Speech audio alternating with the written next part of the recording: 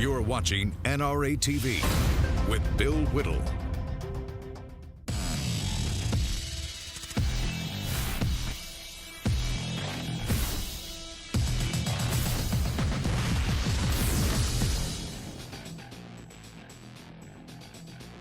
Hi everybody, I'm Bill Whittle, live from Los Angeles, and today we'll be talking about, just basically the daily kind of pop culture attack on Donald Trump update. It looks like we're not going to go a day for the next 2 years or 4 years, obviously, maybe 8 years, and if they keep it up, that'll certainly be 8 years. We're just going to kind of run down what's been going on again with the cultural overlords who have determined that the wrong person won the election, and we will see what they have to say about that. So let's start with the most heinous scandal in the history of the great American Republic, and that would be Melania Trump being so out of touch that she wore black stiletto heels to go down to the Houston relief efforts with the president. So Politico had a little tweet about this, which they since removed, about Melania Trump wearing those snazzy shoes. I don't know if we have that. Yeah, there we go. And it says there was no acknowledgement from the White House that the First Lady's storm attire was at all off-key. People drowning in Houston, and Politico is trying to score points off the fact that Melania Trump is going to visit the relief site, and she wore high heels going from the White House to the helicopter, because she's so out of touch and stupid. She's just such a mindless, vapid kind of, runway model who doesn't realize that you can't wear black, expensive high heels down in floodwaters. Or the First Lady of the United States trying to maintain the dignity of the office of the President of the United States after 8 years of complete destruction has had enough class and enough sense to wear heels to the helicopter in front of the news cameras and then change into appropriate shoes on the way down there. It's one of those two things, and Politico has made a decision as which one they're going to be. Delegitimize, delegitimize, delegitimize all the time. There is, in fact, a party that's out of touch, and that party is Politico.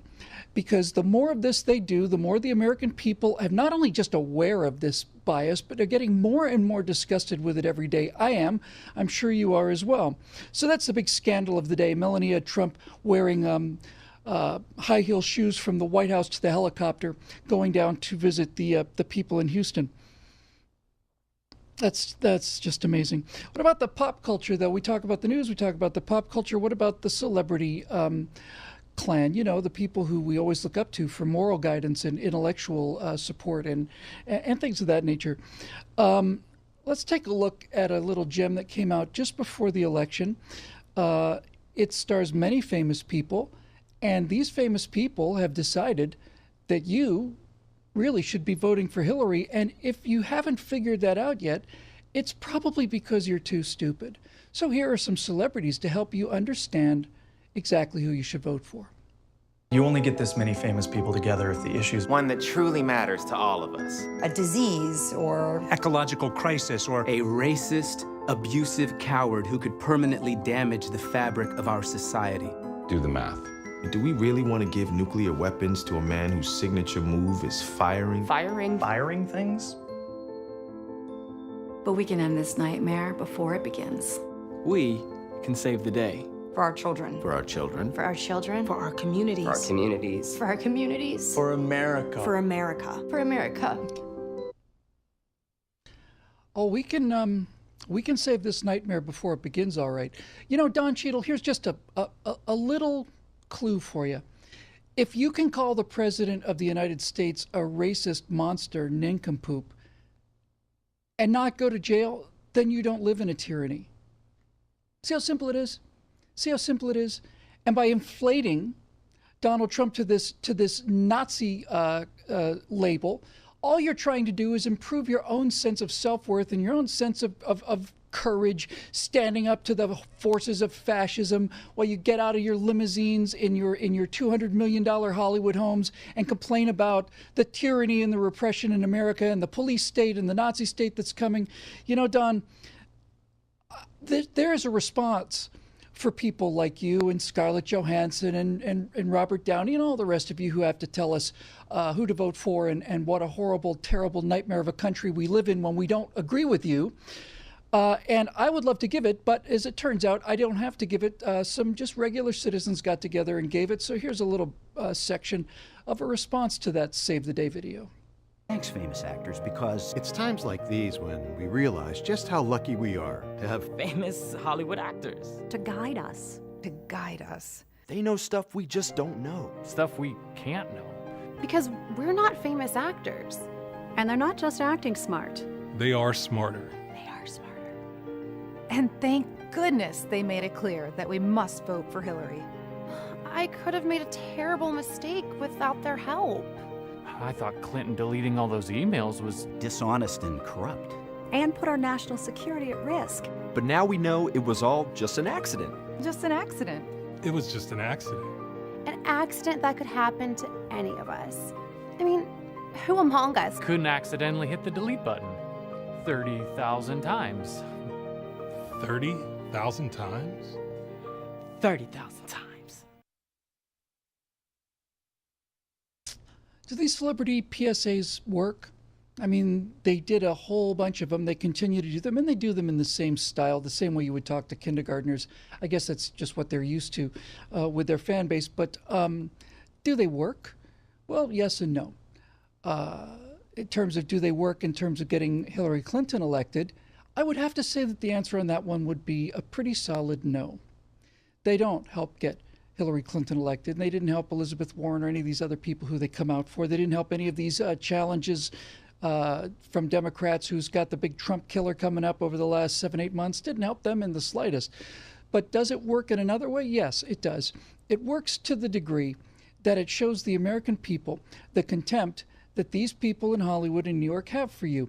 And by the way, I have worked with these people for a fair amount of my life.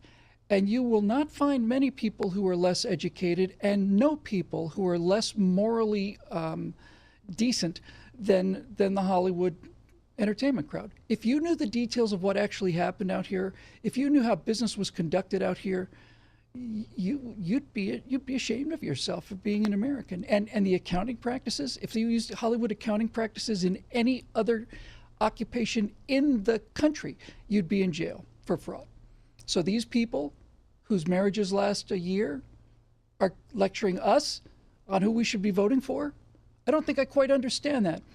Now, you remember, of course, Kathy Griffith. I know none of you really know who Kathy Griffith was before she made this splash.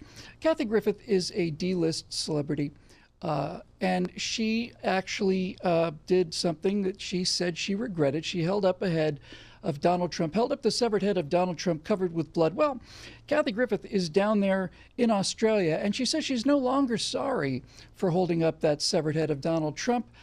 She says that actually it turns out he deserves it.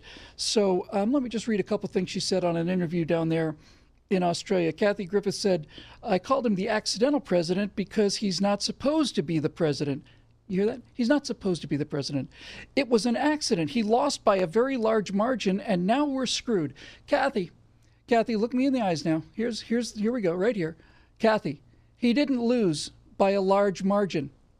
The vote was, including the faithless electors, 304 to 227. That's a win. That's a significant win. And I know you're talking about the popular vote, Kathy, but guess what? We're not going after the popular vote, because if we did go after the popular vote, we'd have a different strategy. I'm not going to waste the time trying to explain to you why why the Electoral College protects us from people like you, but to say that he lost by a large margin, just wrong. You know, I think it was some famous coach. It might have been Bear Bryant or somebody like that. I think it was Bear Bryant at Alabama. And he beat the living daylights out of some team. And the other coach was so upset that he went up to Bear Bryant after the game and shook hands kind of sullenly and said, "Well, you know, we had more first downs than you did."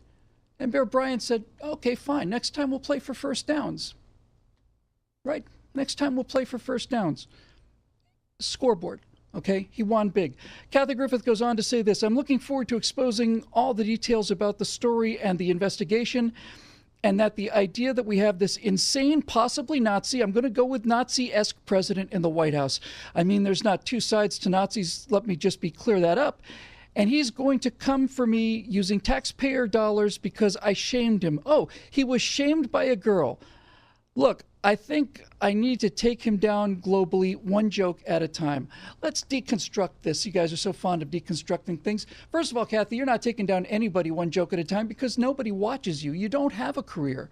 This was the first splash you've had on the radar of any significance, and when the fame of that died off, you decided to come out and try and splash again. But there's a much, much, much, much, much bigger point here than that. And it goes to you and it goes to every single other person that is calling Donald Trump a Nazi and calling the people who vote for Donald Trump Nazis. So let me just show you a couple of pictures. The actual pictures I can't show you because you'd vomit if you saw them, but let me just show you a picture here of a room that you might be interested in. That is a gas chamber from Auschwitz-Birkenau. And millions of people, over 1 million people in that camp alone, died in that room. They were forced in there so tightly that they couldn't sit down, they couldn't move. In fact, they had to get them out of there with crowbars after they died because they'd been packed in there, screaming for their lives for years. Millions of people killed in rooms like this. Let me show you another picture just to make sure you get the point here, Kathy Griffith. You see that pile of shoes? Those shoes belong to real people, the people who are as real as you are. And they are not here anymore because of actual Nazis. Now, I know you wear a lot of makeup and a lot of glamour. I know you're part of the whole Hollywood crowd, but the people whose shoes those are didn't have professional makeup stylists and they didn't have professional lighting people. They were just simply moved into a killing field and executed and simply just eliminated. They were liquidated by real Nazis. One more picture. Here's what they look like going in, Kathy. This is a picture of you, I think, was taken out on the street. Yeah, see, that's what they look like, Kathy. They didn't look like super made-up celebrities. They didn't have a 4-hour makeup session. They looked just like that. Just like that. Regular people who were murdered by actual real-life Nazis. So let me just say this crystal clear for you and all the rest of you. Every single time that you call Donald Trump a Nazi, or me a Nazi, or conservatives a Nazi, or the red state's a Nazi, or anybody who beat you, or anybody's winning an argument with you, anytime you call us a Nazi, you are going to have to answer to the dead people that the Nazis actually killed. You're going to have to answer to them, because every time you make an accusation that vile and that stupid, you are lowering the historical crime of the Nazis by comparing them to honest, good, decent, law-abiding citizens who you happen to disagree with. So they continue to make these PSAs. They use all these words and they call us these names, and I'm sick of it. So let's bring in our friend Dan Gaynor from the Media Research Institute. Dan makes a living keeping an eye on these kind of things. Dan, it's good to see you again. Just before we went on the air, you told me about a magazine cover from Charlie Hebdo, which is a French magazine, which was, of course, the magazine that Islamic terrorists went in and just plain murdered people, 8 or 9 or 10 of them or something. Tell me about this cover of Charlie Hebdo that you related to me earlier today. The new one, I don't know French, but I've seen the translation is, God exists. He drowned the neo-Nazis of Texas. And that you can see obviously on the cover, the Nazi flags and the people giving the Nazi salute, and they're all being buried under floodwaters. And this is, while it's extreme, it's not that different from a Politico cartoon today that it depicted a guy holding the Gadsden flag being rescued by a helicopter and said, "I'm being saved by angels." And the Politico cartoon says, "Oh no, we're not. We're from big government. We're the Coast Guard." And the Politico tweeted that out and then quickly deleted it. And the editorial cartoonist spent the rest of the afternoon defending himself because this is what they're doing. They're celebrating. Yeah. They hate Texas. They hate America. And so Texas has always been a good, proxy for what America has always been, the pride and the honor and the people, the selfless sacrifice, the frontiersmen, and the left hates it. Let me tell you, Dan, I wonder how many people, look, Rescue by the Coast Guard is not going to get any criticism from me. They're terrific people. They do an amazing job, an unsung job, and so on. But the total number of people rescued by big government in Texas is nothing compared to the number of people that were rescued by individual citizens who took their own initiative and their own boats and their own gas and their own money and drove hundreds of miles in many cases to simply go out there and rescue people.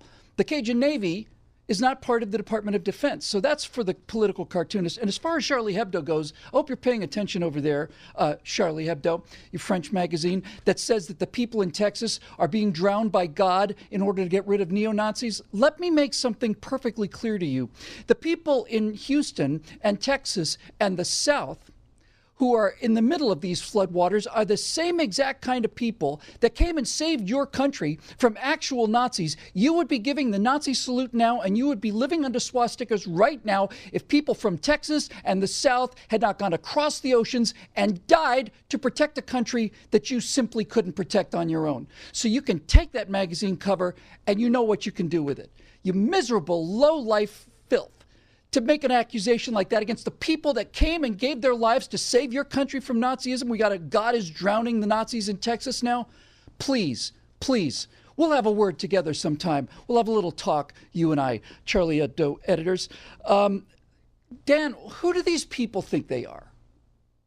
Well, the PSA, it goes back to the PSAs. Hollywood thinks they are better than us, better in everything. Because what happens is they spend their whole lives being told, you're smart, you're beautiful, you're successful. So what we did, we looked at the PSAs. There have been 19 of them in the last couple of years. And we said, well, what's the most obvious thing you can tell about the people? Let's check their wealth. Collectively, they are worth, the people who've been in these PSAs, about 270, 280 of them in PSAs, they are worth $11.5 billion. That means they're worth equal to the budget of the state of Nebraska. 1.9 million people live in Nebraska, not 270, 280. So those 270, 280 people think they can tell us how to vote to back the Southern Poverty Law Center, which is just a disgusting anti-conservative, anti-Christian hate group. And that's the latest PSA. They think they know how America should be run. And honestly, I think they did more to elect Donald Trump than anybody who voted for Donald Trump. I think Americans are turned off and tired of this. Absolutely. Yeah. I couldn't agree with you more. When we come back from the break, we're going to talk about that. We're going to talk about the fact that the more of these things that these people do, the more Donald Trump seems assured of a second term. And if they keep it up the way they're doing it now, they can count on a constitutional amendment to make sure he gets a third, fourth, fifth, sixth, and seventh term like their hero, Franklin Delano Roosevelt. This is the Hot Mic Show on NRATV, and we'll be back in just a couple of minutes.